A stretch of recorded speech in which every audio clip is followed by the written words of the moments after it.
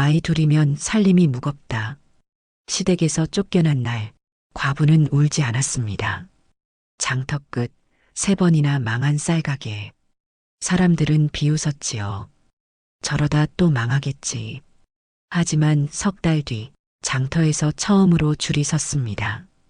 반년 뒤, 관아 쌀을 맡게 되었습니다. 몇 해 뒤, 사또가 직접 상패를 내렸습니다. 망한 가게가 어떻게 장터 최고가 됐을까요? 그 이야기 지금 들려드리겠습니다. 안녕하세요. 사랑방 야담에 오신 여러분 반갑습니다. 항상 건강하세요. 영상 전 구독, 좋아요 눌러주시고 오늘 야담 시작하겠습니다. 남편을 땅에 묻은 지 하루가 지났습니다. 과부는 방 안을 한번 둘러보았지요. 상여가 나간 그 방은 이제 텅 비어 있었습니다. 울음도 다툼도 없었습니다. 시댁 어른이 문을 열고 들어와 말했습니다. 아이 둘이면 살림이 무겁다. 그 말 뒤에는 더 이상의 말이 필요 없었지요. 과부는 침묵으로 답했습니다. 대답 대신 고개만 한번 숙였습니다. 그날 새벽 과부는 아이 둘을 깨워 짐을 쌌지요. 7살 아들과 5살 딸이었습니다. 아이들은 눈을 비비며 일어났습니다. 어미, 우리 어디 가요? 아들이 물었습니다. 과부는 아이 손을 꼭 잡고 말했지요. 사람 많은 데로 간다. 보따리 하나, 등에 업은 딸 하나, 손에 잡은 아들 하나가 전부였습니다. 남이 쫓아낸 게 아니라 스스로 문을 닫고 나왔습니다. 해가 뜨기도 전에 셋은 장터로 들어섰습니다. 새벽 안개가 아직 거치지 않은 그 길을 걸었지요. 과부는 울지 않았습니다. 울면 길이 보이지 않기 때문이었습니다. 아이 둘이 배고파할까 주머니에 보리떡 2개를 넣어왔습니다. 그날부터 아이 둘과 함께 과부의 장터 생활이 시작됩니다. 장터 맨 끝에 쌀가게 하나가 있었습니다. 문은 닫혀 있었고 쌀먼지만 문틀에 하얗게 쌓여 있었지요. 페인트는 벗겨져 있었고 간판 글씨도 반쯤 지워져 있었습니다. 과부가 그 앞을 지나갈 때였습니다. 옆 가게 주인이 말을 걸어왔습니다. 저긴 주인마다 망했어요. 쌀장사 잘못하면 빚만 늘어요. 과부는 멈춰서서 물었습니다. 몇 명이나 망했습니까? 3이요. 모두 1년을 못 버텼어요. 다른 사람도 거들었습니다. 3달 버티면 다행이지. 과부 혼자 애들 둘 데리고 어떻게 해요? 장터 끝이라 사람도 안 오고. 과부는 그 말들을 다 들었습니다. 하지만 발걸음을 멈추지 않았지요. 오히려 그 가게 앞에 더 오래 섰습니다. 아들이 물었습니다. 어미 여기요?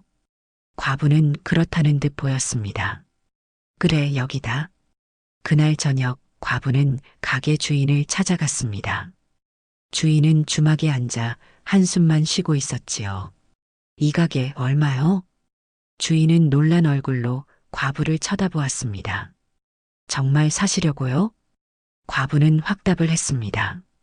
예. 얼마입니까? 주인은 한숨을 길게 쉬며 입을 열었습니다. 망할 곳이요.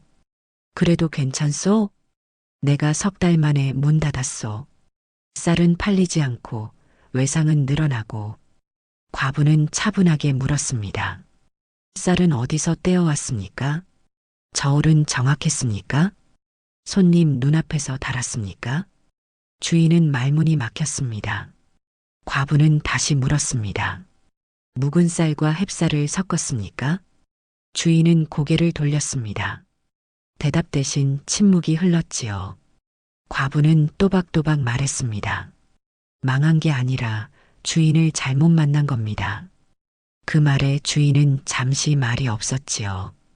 과부는 계산기를 두드리듯 머릿속으로 따졌습니다. 장터 끝이지만 사람은 지나다닙니다. 쌀은 누구나 삽니다. 문제는 쌀이 아니라 신용이었습니다. 망한 게 아니라 방법이 잘못됐던 것뿐이었지요. 며칠 뒤 과부는 그 쌀가게를 샀습니다. 가진 돈 전부를 털어서 샀습니다. 주인은 가게 열쇠를 건네며 경고했습니다. 후회하지 마시오. 과부는 열쇠를 받으며 대답했습니다. 후회는 안 해본 것만 남습니다. 사람들은 혀를 찼습니다. 저러다 또 망하겠지. 과부가 무슨 쌀장사를. 하지만 과부는 다음날 아침 일찍 문을 활짝 열었습니다. 아이들도 함께 가게 안으로 들어갔지요. 과부는 가게 문을 열자마자 청소부터 시작했습니다. 쌀먼지가 바닥에, 벽에, 천장에 가득했지요. 아들은 빗자루를 들었고 딸은 걸레를 들었습니다. 어미, 제가 할게요. 아들이 말했습니다. 과부는 아이 머리를 쓰다듬으며 답했지요. 우리 셋이 함께 하는 거다. 해가 중천에 뜰 때까지 셋은 쉬지 않고 닦았습니다. 창호지를 새로 바르자 햇빛이 들어왔습니다. 바닥을 닦자 나무결이 보였지요. 이제 쌀을 사와야겠구나. 과부는 장터 도매상을 찾아갔습니다. 도매상 주인이 물었습니다. 얼마나 가져가실 겁니까? 10가마. 도매상은 눈을 크게 떴습니다. 처음부터 10가마요? 보통은 2~3가마로 시작하는데 과부는 단호하게 답했습니다. 팔릴 겁니다. 도매상은 고개를 갸우뚱했지만 쌀을 내주었습니다. 과부는 그 쌀을 가만히째 받아왔습니다. 그리고 한 가지를 정했습니다. 묵은 쌀과 햅쌀은 절대 섞지 않는다. 이것이 과부의 첫 번째 규칙이었지요. 다음 날 아침 첫 손님이 왔습니다. 할머니 한 분이었습니다. 쌀 한 말 주시오. 과부는 쌀독을 열었습니다.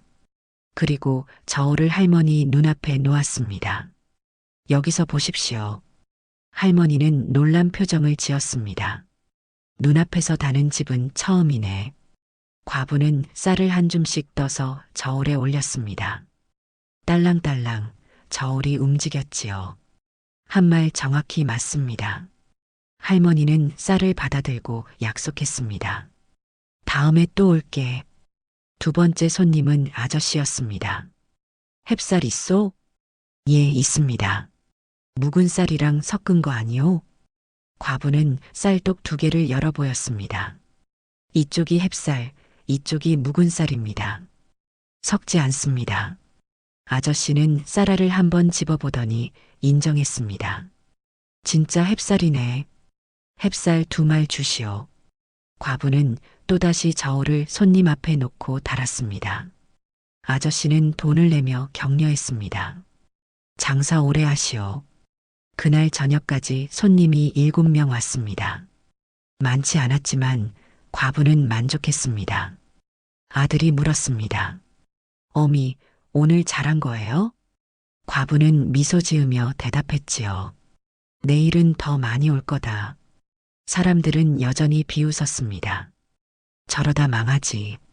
장터 끝에서 무슨 장사가 되겠어.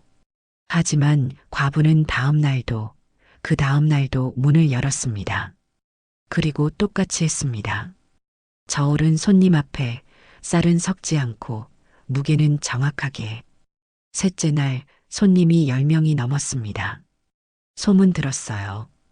여기 쌀이 정직하다면서요? 과부는 허리를 숙여 인사했습니다. 감사합니다. 일주일이 지나자 쌀독 하나가 비었습니다. 과부는 다시 도매상으로 향했지요. 이번엔 15가마를 주문했습니다. 보름이 지나자 소문이 퍼지기 시작했습니다. 장터 끝 쌀가게 한번 가봐.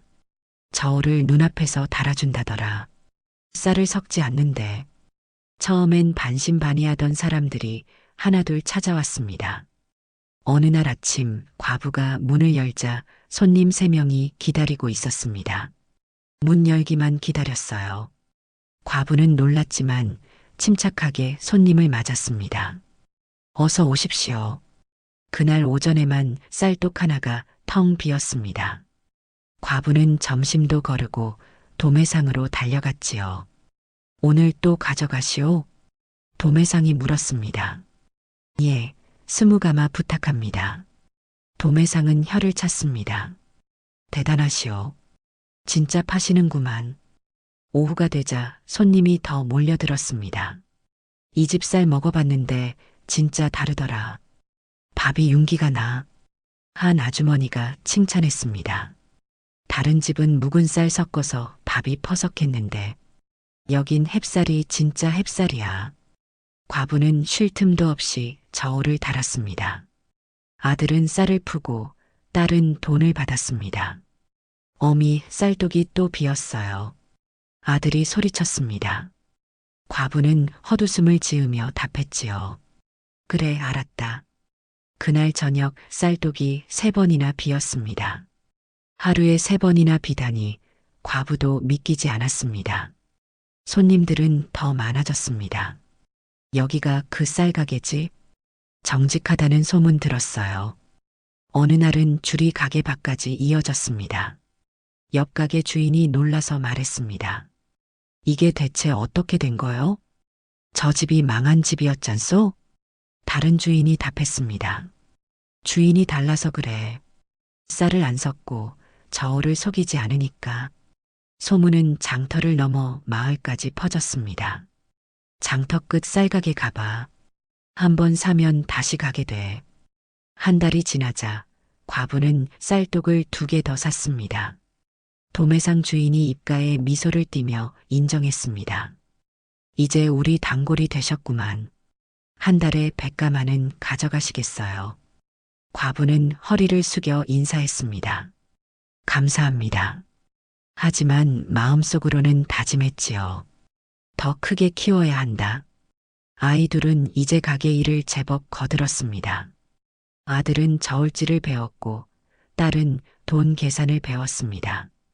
어미, 오늘도 쌀독 3개 다 비었어요. 아들이 신나서 외쳤습니다. 과부는 아이 머리를 쓰다듬으며 말했지요. 그래, 우리가 잘하고 있구나. 장터 사람들은 이제 더 이상 비웃지 않았습니다. 오히려 부러워하는 눈빛으로 바라보았지요. 망한 가게가 아니라 주인을 잘못 만났던 거였어. 2달째 되던 어느 날 아침이었습니다. 과부가 문을 열려고 나왔을 때 깜짝 놀랐지요. 가게 앞에 사람들이 줄을 서 있었습니다. 문 여세요. 우리 먼저 왔어요. 과부는 서둘러 문을 열었습니다. 죄송합니다. 조금 늦었네요. 첫 번째 손님이 들어오며 급하게 주문했습니다. 쌀 단말 주시오. 오늘 친척집 가는데 이 집 쌀로 가져가야 해요. 두 번째 손님도 따라 말했습니다. 나도 단말. 시어머니가 이 집 쌀 아니면 안 받으신대요. 과부는 쉴 새 없이 저울을 달았습니다. 1명, 2명, 3명. 점심때가 되어도 줄은 끊이지 않았습니다. 아들이 물을 떠다 주었습니다. 어미, 물 드세요. 과부는 물 한 모금 마시고 다시 일했습니다. 그날 저녁 쌀독 4개가 모두 비었습니다. 옆 가게 주인이 넋을 잃고 바라보았지요. 저 집이 저렇게까지. 장터에서 줄이 선 가게는 처음이었습니다.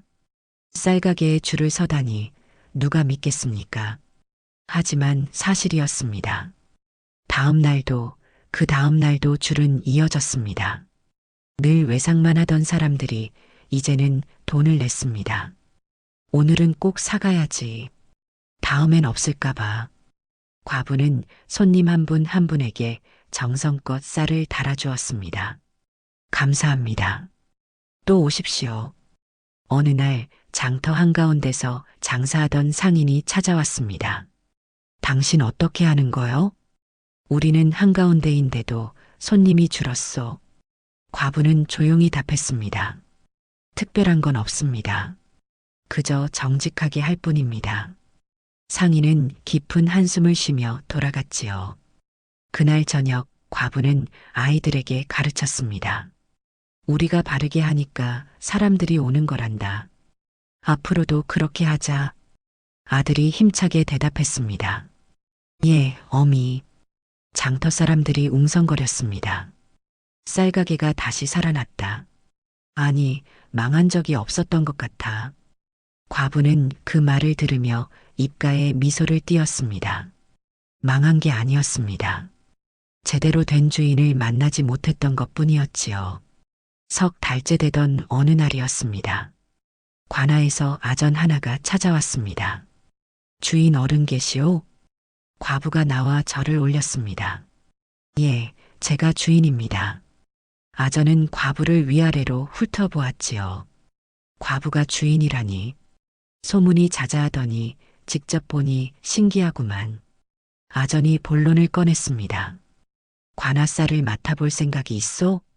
과부는 잠시 생각했습니다. 관아쌀을 맡는다는 것은 큰 기회였습니다. 하지만 함부로 대답할 일도 아니었지요. 조건이 있습니다. 아전이 눈썹을 치켜 올렸습니다. 조건? 과부는 또박또박 선을 그었습니다. 쌀 상태 그대로 기록합니다. 들어온 쌀, 나간 쌀 모두 장부했습니다. 한 톨도 속이지 않겠습니다. 아전은 잠시 말이 없었습니다. 그러더니 웃음을 터뜨렸지요. 좋소?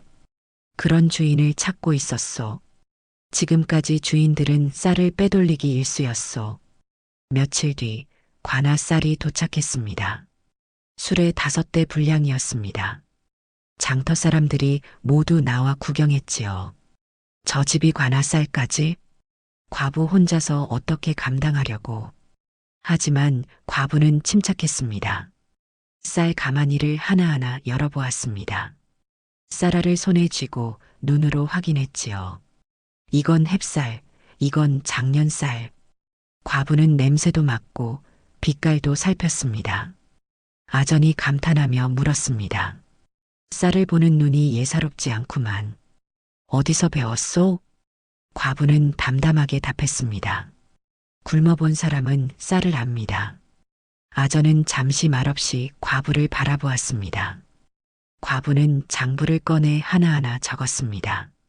총 100가마 햅쌀 70, 작년쌀 30, 가마니 번호, 무게, 상태 모두 기록했습니다. 아전이 장부를 확인하며 고개를 저었습니다. 이렇게까지 하는 사람은 처음이요. 잘 부탁하오. 그날부터 과부의 가게는 달라졌습니다. 관아 쌀을 보관한다는 소문이 퍼지자 신뢰가 더 높아졌지요. 저 집은 관아도 믿는 집이야. 이제 장터에서 제일 큰 집이 됐어. 손님은 더욱 늘어났습니다. 아침부터 저녁까지 쉴 틈이 없었지요. 과부는 일손이 모자라 사람을 1명 고용했습니다. 쌀을 나르는 일만 하면 됩니다. 저울은 제가 직접 답니다.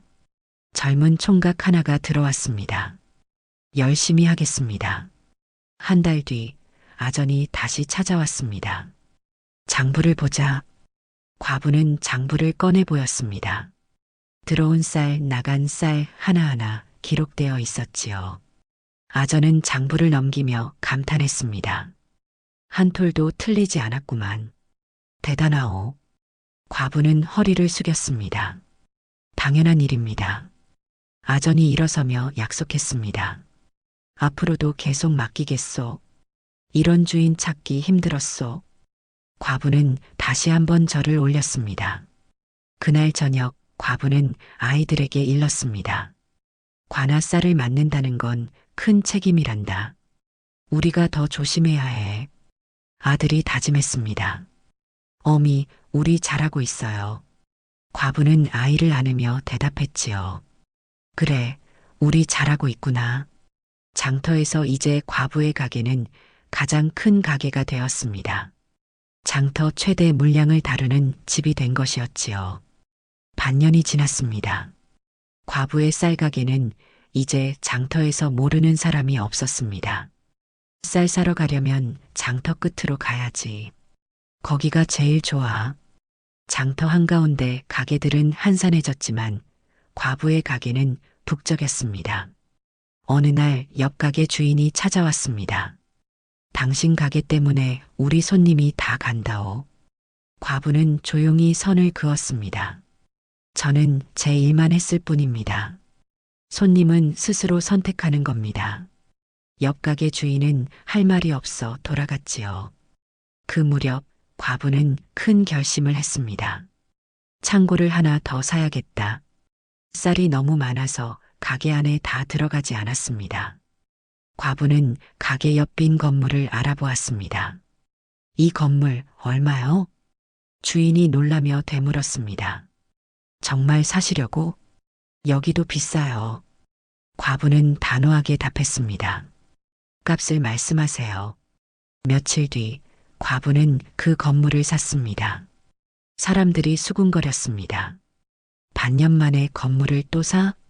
대체 얼마나 버는 거야? 과부는 신경 쓰지 않았습니다. 창고를 깨끗이 정리하고 쌀을 옮겼지요. 이제 쌀독이 10개가 넘었습니다. 일손도 3명으로 늘었습니다. 너는 쌀을 나르고, 너는 창고를 지키고, 너는 가게를 청소해라. 과부는 여전히 저울은 직접 달았습니다. 이건 제가 해야 합니다. 손님과의 약속이니까요. 어느 날 도매상 주인이 찾아왔습니다. 이제 우리 도매상에서 제일 많이 가져가시는 분이요. 한 달에 200가마는 가져가시지 않소? 과부는 겸손하게 답했습니다. 덕분입니다. 도매상 주인이 제안했습니다. 값을 좀 깎아드리겠소. 단골이니까. 과부는 허리를 숙여 감사 인사를 했지요. 아들이 다가와 물었습니다. 어미, 우리 이제 부자예요? 과부는 아이 머리를 쓰다듬으며 가르쳤습니다. 부자는 아니지만 굶지는 않는단다. 그게 제일 중요한 거야. 장터 사람들은 이제 과부를 다르게 대했습니다. 사장님, 사모님, 예전에는 과부라고 불렀지만 이제는 존칭을 붙였지요. 과부는 여전히 겸손했습니다. 그냥 주인이라고 부르세요. 하지만 사람들은 계속 존칭을 썼습니다.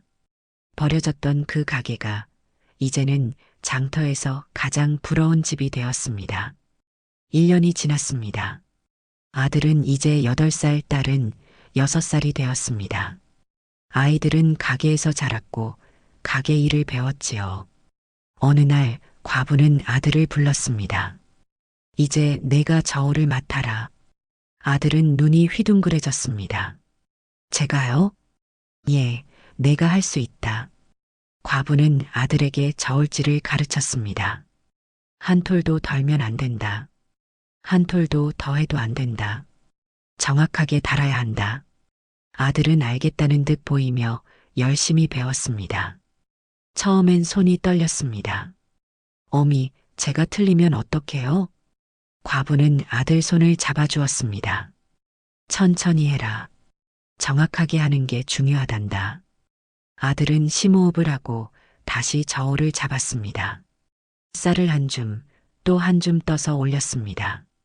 딸랑딸랑 저울이 움직였지요. 어미 맞아요? 과부는 저울을 확인하고 환하게 웃었습니다. 정확하구나. 잘했다. 다음 날 아들이 처음으로 손님 앞에서 저울을 달았습니다. 손님들은 처음엔 걱정스러운 눈빛이었습니다. 애가 하는데 괜찮겠어? 무게가 정확하려나? 하지만 아들은 침착했습니다. 과부가 가르친 대로 천천히 정확하게 쌀을 달았습니다. 한 말 정확히 맞습니다. 손님이 저울을 확인하더니 놀라며 칭찬했습니다. 애가 저울질을 이렇게 잘해? 어미한테 제대로 배웠구만. 아들은 얼굴이 빨개지며 허리를 숙여 인사했습니다. 감사합니다. 그날 저녁 과부는 아들을 꼭 안아주었습니다. 오늘 정말 잘했다. 어미가 자랑스럽구나. 딸도 일을 배웠습니다. 과부는 딸에게 돈 계산을 가르쳤지요. 딸은 작은 손가락으로 하나하나 세며 배웠습니다. 하나, 둘, 셋. 처음엔 헷갈려서 울먹이기도 했습니다. 어미, 저 못하겠어요. 과부는 딸을 무릎에 앉히고 다독였습니다. 천천히 해라. 틀려도 괜찮단다. 다시 하면 되는 거야. 며칠 뒤 딸이 처음으로 혼자 계산을 했습니다. 아이들은 점점 가게의 일원이 되었습니다. 손님들도 아이들을 좋아했지요. 애들이 참 기특해. 저 나이에 벌써 일을 배우다니. 저 집 아이들은 복이야. 어느 날 한 손님이 속이려 했습니다. 쌀 단말 주시오. 과부가 쌀을 달아 봉투에 담아주었습니다. 손님이 돈을 내밀며 말했습니다. 여기 있소. 딸이 동전을 하나하나 세더니 조심스레 말했습니다. 아저씨, 모자라요. 손님은 당황했습니다. 아, 그래. 내가 잘못 셌나? 딸은 어미가 가르친 대로 또박또박 말했습니다. 어미 말씀이 있어요. 한 푼도 속이면 안 된다고요. 정직하게 해야 오래 간다고요. 손님은 얼굴이 붉어지며 돈을 더 냈습니다. 미안하다 애야. 내 어미가 훌륭하구나. 과부는 구석에서 그 모습을 지켜보며 흐뭇해했습니다. 아이들이 바르게 자라고 있었습니다. 장터 사람들이 감탄했습니다. 저 집 아이들 주인감이야. 어미가 잘 가르쳤어.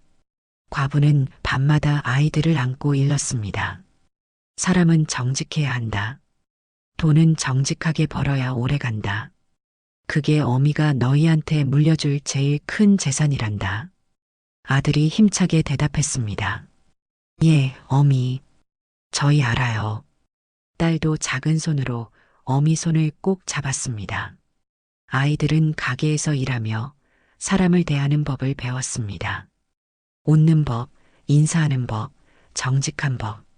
그것이 과부가 아이들에게 물려준 최고의 유산이었지요. 1년 반이 지났습니다. 과부를 대하는 사람들의 태도가 완전히 달라졌습니다. 예전에 과부를 무시하던 장터 상인들이 이제는 먼저 인사했지요. 사장님, 안녕하십니까? 과부가 장터를 지나갈 때마다 사람들이 허리를 숙였습니다. 사모님, 장사 잘 되시지요? 과부는 여전히 겸손하게 답했습니다. 덕분입니다. 예전에 외상을 달라고 조르던 사람들도 달라졌습니다. 오늘은 돈으로 사겠소. 외상은 이제 안 하겠소. 그들은 과부 앞에서 부끄러워했지요. 과부는 그들을 나무라지 않았습니다. 고맙습니다. 또 오십시오. 어느 날 장터 조합장이 찾아왔습니다. 우리 조합에 들어오시지 않겠소? 이제 장터에서 가장 큰 상인이시니. 과부는 잠시 생각하다 답했습니다. 들어가겠습니다. 며칠 뒤 조합 모임이 있었습니다. 과부가 들어서자 상인들이 모두 일어났습니다. 어서 오십시오. 조합장이 소개했습니다. 우리 조합에 새 회원이 들어오셨습니다. 장터 끝 쌀가게 주인이십니다. 상인들이 박수를 쳤습니다. 한 상인이 궁금해하며 물었습니다. 대체 어떻게 장사를 그렇게 하십니까? 비결이 뭡니까? 과부는 조용히 진실을 말했습니다. 비결은 없습니다. 정직하게 하면 됩니다. 손님을 속이지 않으면 손님이 다시 옵니다. 상인들은 동의했지만 쉽게 믿지는 못했지요. 정직이 돈이 되다니 그들에게는 낯선 말이었습니다. 하지만 과부는 증명했습니다. 정직이 가장 큰 장사 비결이라는 것을요. 그 무렵 도매상들이 먼저 찾아왔습니다. 우리 쌀을 써주십시오. 값을 깎아드리겠습니다. 예전에는 과부가 찾아가야 했지만 이제는 그들이 찾아왔습니다. 과부는 조건을 분명히 했습니다. 쌀 상태가 좋아야 합니다. 묵은 쌀을 햅쌀이라고 속이면 안 됩니다. 도매상들은 동의했습니다. 알겠습니다. 사장님 말씀대로 하겠습니다. 장터에서 이제 과부는 가장 힘 있는 사람이 되었습니다. 아무도 과부를 무시하지 못했지요. 과부를 속이려 하면 장터에서 발붙이지 못했습니다. 저 집 건드리지 마. 저 집은 관아도 믿는 집이야. 과부는 그 힘을 함부로 쓰지 않았습니다. 여전히 겸손하게 정직하게 장사했지요. 어느 날 저녁 아들이 궁금해하며 물었습니다. 어미, 사람들이 왜 달라졌어요? 과부는 아이를 안으며 가르쳤습니다. 우리가 바르게 살았기 때문이란다. 바르게 살면 사람들이 알아본단다. 세상은 결국 정직한 사람 편이란다. 아들은 다짐했습니다. 저도 어미처럼 살래요. 과부는 아이 머리를 쓰다듬었습니다. 장터 끝에서 시작한 과부가 이제는 장터 전체를 움직이는 사람이 되었습니다. 몇 해가 흘렀습니다. 과부의 쌀가게는 이제 새 곳이 되었습니다. 장터 끝, 장터 한가운데, 그리고 마을 입구, 세 곳 모두 북적였습니다. 아들은 이제 12살이 되어 한 가게를 혼자 맡았습니다. 어미, 제가 할 수 있어요. 과부는 아들을 믿었습니다. 그래, 내가 하거라. 딸은 9살이 되어 장부를 썼습니다. 들어온 쌀, 나간 쌀 모두 기록했어요. 과부는 딸의 장부를 보며 인정했습니다. 잘했다. 일손은 이제 10명이 넘었습니다. 모두 과부를 따랐지요. 사장님 밑에서 일하는 게 자랑입니다. 과부는 일손들을 가족처럼 대했습니다. 다들 고생이 많소. 이번 달 품삯 올려주겠소.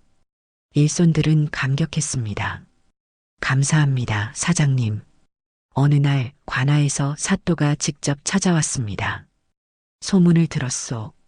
과부 혼자 아이 둘 키우며 이만한 장사를 일구었다지. 과부는 절을 올렸습니다. 부끄럽습니다. 사또가 칭찬했습니다. 이 고을의 모범이요. 정직한 장사꾼의 본복이요.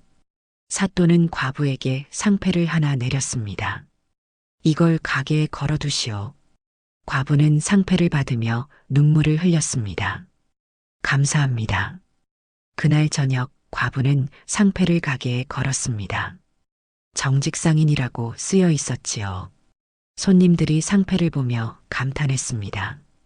사또가 직접 내린 상패잖아. 이 집 진짜 대단해. 며칠 뒤 뜻밖의 손님이 찾아왔습니다. 시댁 어른이었습니다. 과부는 놀랐지만 침착하게 맞이했습니다.